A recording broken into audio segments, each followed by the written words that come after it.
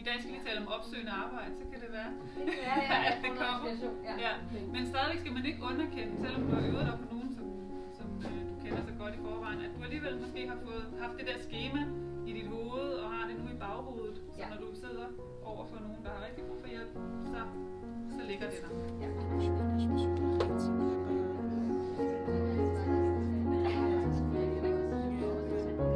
Nu vil jeg bede jer om at to og to at udfylde sådan et skema her. Det kan vise jer, hvor mange I faktisk hjælper. Det kan gøre jeres arbejde synligt. Fra at være usynligt, men jeg sagde jo bare til hende det og det og det, eller vi snakkede jo bare om det.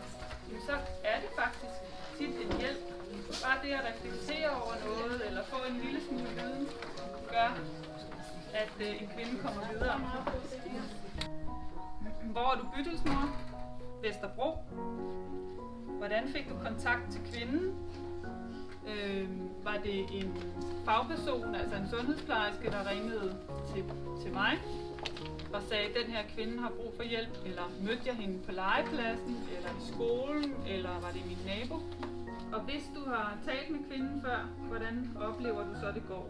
Meget bedre, bedre? Ikke ret meget bedre.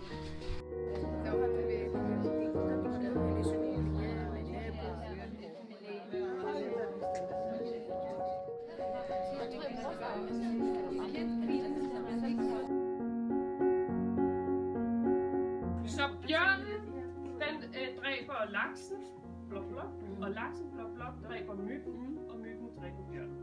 Og nu mødes vi herinde, og så tæller jeg, så gør sådan 1, 2, 3. 1, 2, 3, nu!